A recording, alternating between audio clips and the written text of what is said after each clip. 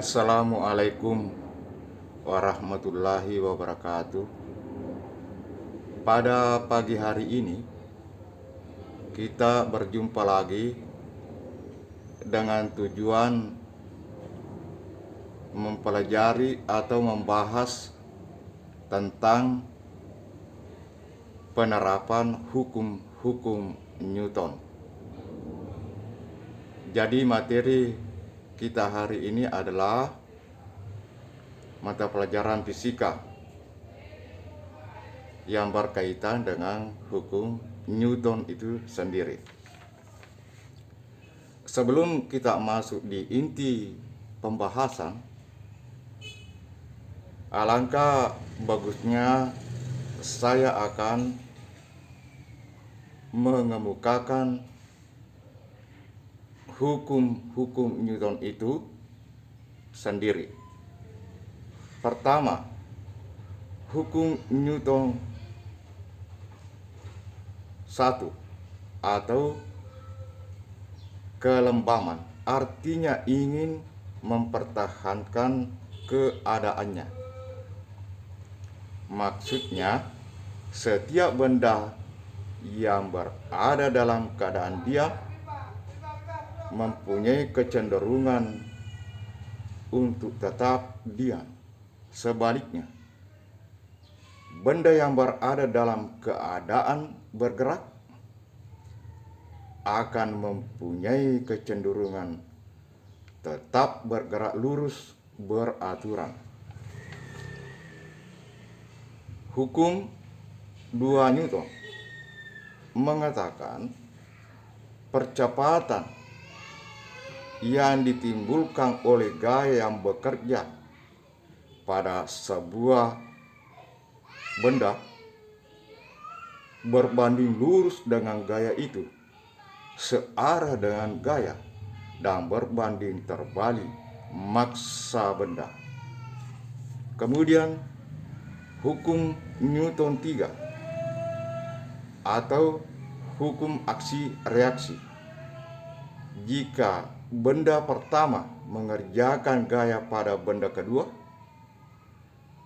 benda kedua akan mengerjakan gaya yang sama pada benda pertama, tetapi arahnya berlawanan. Demikian bunyi ketiga hukum Newton. Untuk jelasnya, pada pembahasan ini kita berikan contoh soal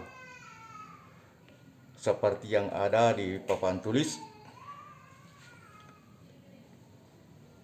Berbunyi, seorang karyawan menarik sebuah balok bermassa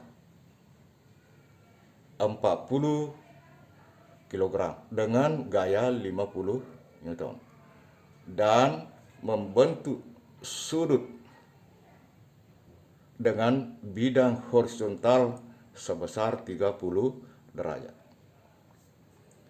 Yang ditanyakan, hitung jarak tempuh selama 6 sekon bila benda itu berada di atas lantai licin. Kemudian yang kedua, bila benda itu berada di atas lantai kasar dengan gaya gesek 10 Newton. Berdasarkan contoh soal di atas, dalam penyelesaiannya kita harus dulu menggambar gaya-gaya yang bekerja pada benda tersebut. Yang pertama adalah gaya horizontalnya itu adalah Fx sama dengan F cos 30 derajat. Kemudian gaya vertikalnya atau Fy sama dengan F sin 30 derajat. Kemudian gaya yang bekerja pada benda adalah 50 Newton. Dari gambar ini kita peroleh bahwa gaya horizontal itu sebesar fx f cos 30 derajat. Jadi kita tulis di sini fx 50 cos 30 derajat, 50 kali 1/2 akar 3, karena cos 30 itu 1/2 akar 3. Kalau kita kalikan di dia berharga 43,30 Newton. Berarti gaya horizontalnya itu adalah 43,30 Newton. Kemudian berdasarkan hukum Newton 2, dari gaya yang kita peroleh ini 43,30 Newton, percepatan benda tersebut di atas benda licin atau tidak ada gesekan, ya, adalah fx dibagi n. 43,3 dibagi 40 sama 1,08 meter per sekon kuadrat. Setelah kita mendapatkan di sini percepatan, maka kita bisa hitung jarak tempuhnya berdasarkan data yang sudah ada, yaitu waktu ada 6 sekon, kemudian percepatan 1,08. Dalam hal ini, masukkan saja dalam rumus jarak, yaitu yang bernotasi ST sama dengan F0 T ditambah 1/2 AT kuadrat. T itu menunjukkan waktu, V0 itu menunjukkan kecepatan awal, A itu percepatan, T itu adalah waktu. Dapat kita hitung karena kecepatan awalnya 0, hitung saja ini ke sana. Setelah dihitung hasilnya adalah 9,44 meter. Berarti jarak tempuh benda pada saat dia berada di benda licin atau tidak ada gesekan, yaitu sebesar 19,44 Newton. Yang kedua, bagaimana kalau benda itu berada pada lantai yang kasar? Yaitu dia akan mempunyai gaya gesek itu 10 Newton. Oleh karena gaya sigma horizontalnya dirumuskan seperti ini, fx dikurang fx. Fx ini adalah 43,3, kemudian gaya geseknya 10, karena berlawanan arah makanya di sini dikurangi, sehingga besarnya 33,3 Newton. Dari situ juga percepatan boleh diketahui, hanya fx-nya saja berbeda, yaitu sebesar 33,3. Kemudian bagi dengan masanya 40 kg, sehingga didapatkan di sini percepatan sebesar 0,83 meter per sekon kuadrat. Oleh karena waktu sudah ada, percepatan juga sudah ada, maka tiba gilirannya masukkan di rumus jarak.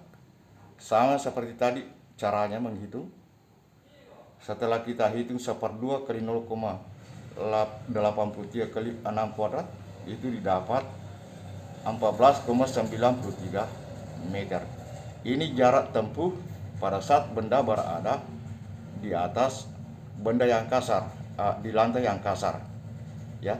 Jadi dapat disimpulkan bahwa di sini ada percepatannya itu berbeda. Pada saat benda berada di atas lantai licin, itu percepatannya adalah 0,8.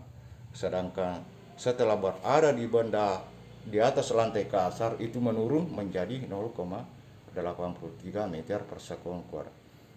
Begitu pula jarak tempuhnya. Pada saat benda berada di atas lantai licin, atau tidak registrasikan itu besarnya 19,44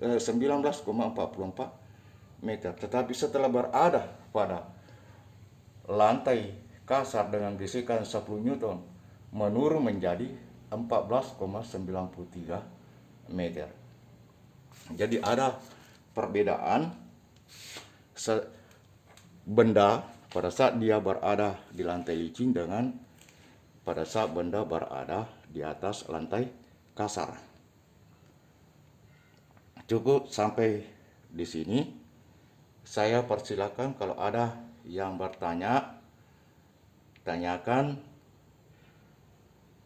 saja apa yang saya terangkan.